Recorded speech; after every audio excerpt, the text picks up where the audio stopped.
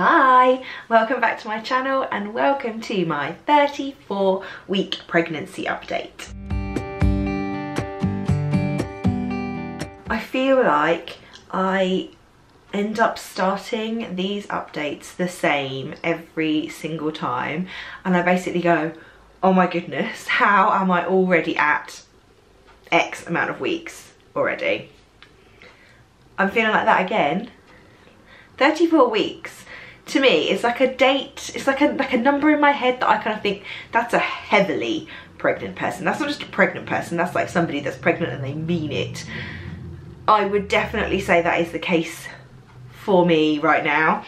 It sounds really silly to kind of say I feel really pregnant, because obviously I have been really pregnant for the last, what is it, like 7.5 months I've been really pregnant.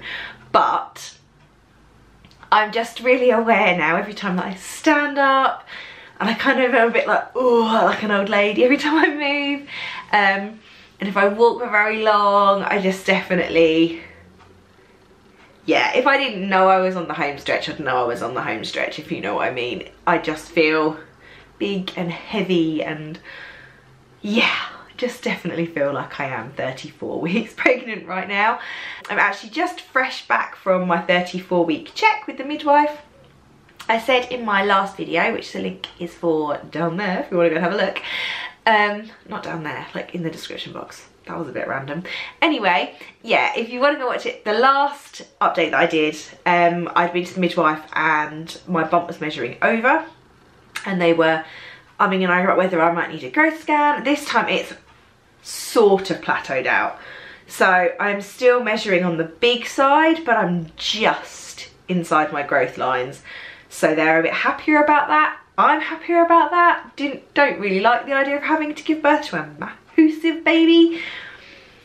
Obviously the baby will be what it will be, but the midwife did say last time that she didn't think it was a massive baby anyway. She just thought it was the way the baby was lying and the way I was carrying, so fingers crossed we can be kind of plain sailing and straightforward from here.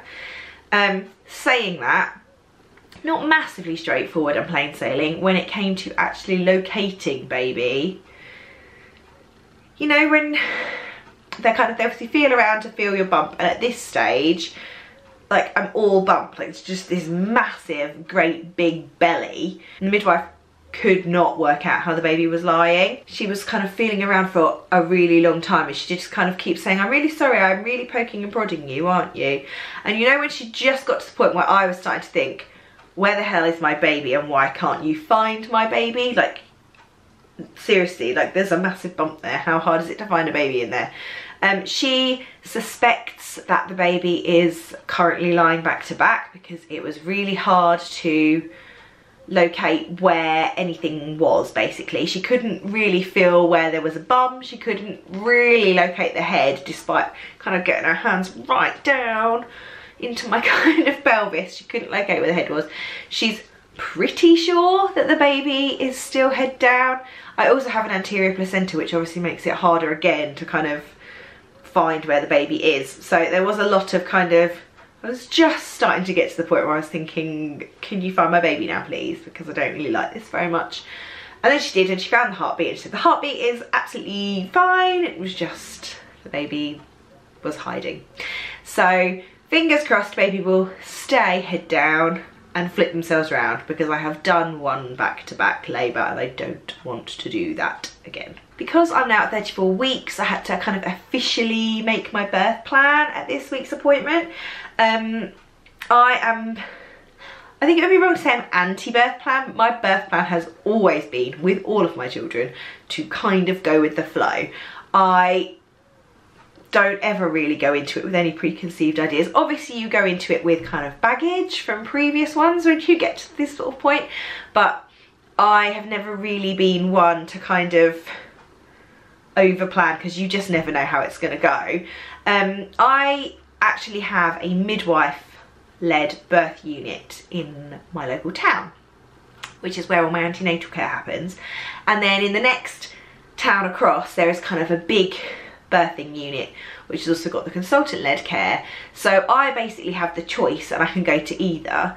One of them is basically 5 to 10 minutes down the road, and one is 10 to 15 minutes down the road. I'm obviously low risk this time, and I think that they're kind of like, I'm guessing that you're coming to the midwife-led unit.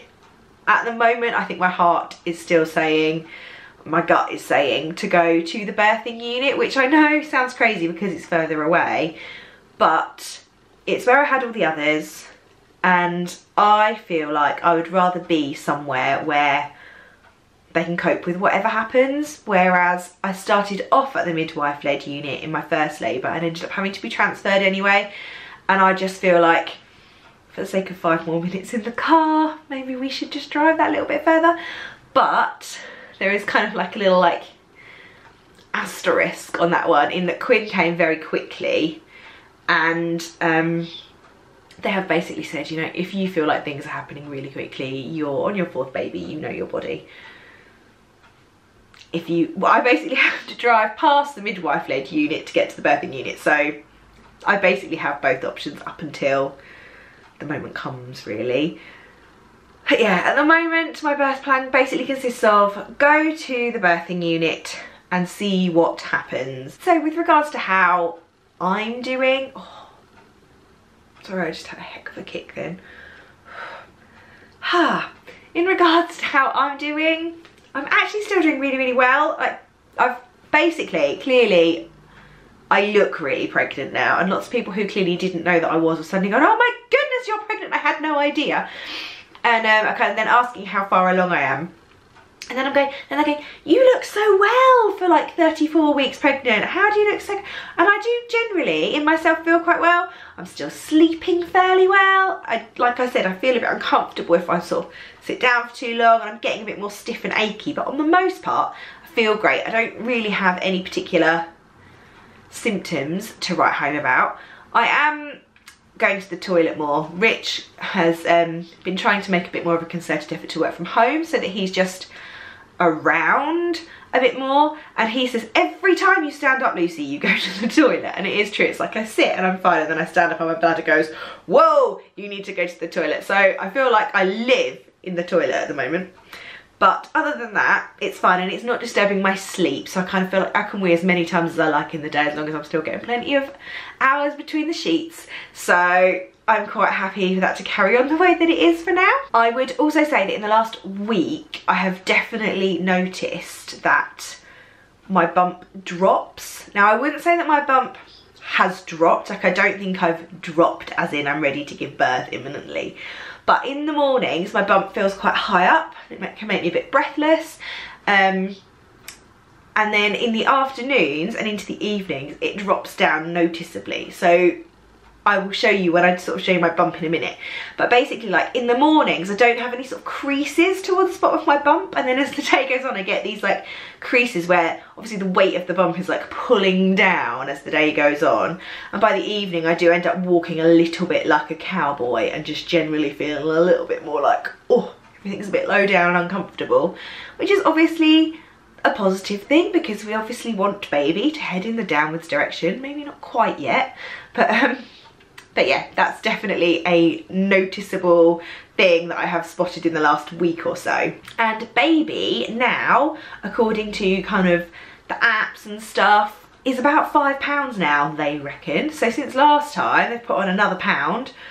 £5 just sounds like, you hear baby's born at £5, like, just sounds like quite a good weight to me. From what I read on my app, baby is also now starting to develop their own immune system, which is a really big positive, because obviously they're going to need that because they're going to be in a house with 3 germy older brothers and sisters.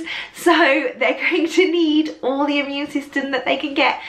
They're starting to make that meconium, that like first like marmitey tarry poo that they do. So looking forward to that one. But yeah, that's kind of a nice thing. It's all these kind of, all of the things that you tend to read about now on the apps and the kind of week by week stuff, it's all stuff that you associate more with stuff they're going to need in the outside world. And I think that's a really nice place to be. Like, we're not just talking about building skeletons and cartilage and flesh and organs now. Like, we're talking about the nitty gritty of what they're going to need in the outside world. So that, yeah, it's very exciting. Oh, I'm going to fall into the trap of saying it's exciting 4 million times again, aren't I? Like I did last time. Right, I'm not gonna say it. I'm not gonna say it again. With regards to nesting and prepping, I have packed my hospital bags. I said in my last video, didn't I? Nag me if I haven't already packed them, but I packed them this weekend. I am still waiting on breast pads. I had to order in and I think they're coming this weekend, but to be fair, don't urgently need those in hospital because your milk doesn't tend to come in for a few days anyway, but I like to take them because obviously you don't know how long you're going to stay in hospital. But yeah, I've got just those to go in, and everything else is packed. I've sorted out baby's bag, I've sorted out my bag. The only thing I have not done is kind of Rich's bag. So Rich normally has his own hospital bag, which basically has the cameras and the chargers and stuff in, like phone chargers and all of that jazz. And then he also tends to have snacks and drinks, which normally he ends up eating, let's be fair. And then I also tend to pack for him, it sounds silly doesn't it that I pack for him, but I actually do pack for him because he's such a last minute one. He would be the one I'd be like standing by the door puffing and panting and he'd be going, I'm just going to pop this in my bag. So I will pack it for him because it's just easier and less stressful that way. I'd always pack him a spare t-shirt and a spare pair of pants because you just don't know. And I normally pack him some deodorant and a toothbrush and toothpaste. Basically just stuff that he can freshen up with. But the car seat's washed and ready to go. This weekend I'm hoping that we can dig out the snooze pod crib and get that all kind of like cleaned and wiped up and get that ready. And yeah, I think we're basically not too far off. That's my baby prep list. My nesting list of stuff I would like done before the baby comes, that's a whole different ball game. That is a massive list, but we're chipping away at it gradually. Does anybody else find that nesting doesn't just extend to baby? Like for me, nesting seems to extend to my entire life. It's not just that I want stuff sorted for baby, I want like our whole life in order before the baby comes. It's probably not necessarily a bad thing. Is it just me? Do other people like nest their entire lives when they're pregnant? So I think that's pretty much all I've got to talk about. So I will quickly show you the bump now. To be fair, looking at it sideways on like this, which is not really an angle I look at very often, I can see why people are saying that this bump has popped. It is looking quite sizable now, isn't it? See, at the moment, I've just pulled my jeans down to show you a bit better, but at the moment, the bump is quite perky. I mean, it's not up really, really high, but it's up quite high. But in the evenings, it's around about here. I get like this, like a crease basically, where it's like it's dropped down and it's almost like it's overhanging a little bit. So that's my 34-week bump. So that was the bump, and that's basically it from me this time. I'll be back in another couple of weeks with my 36-week update. Holy moly, 36 weeks. Just gonna flag up for you in case you haven't already seen them. I've done a couple of videos recently. I did one that was on baby names in collaboration with my friend SJ, because we're still on the hunt for some baby names. And I also did a gender prediction video. I basically took loads of the kind of old wives' tales and tried to work out what this baby might be. So if you haven't seen those, do make sure you check them out. They are down in the description box if you want to have a look. And if you're not already subscribed, please make sure you hit the subscribe button so that you don't miss all the different pregnancy content that's coming up. Obviously there will be a baby in the not too distant future, so you're not gonna want to miss that, are you? I will see you for another video very soon. Thank you so much for watching. Bye.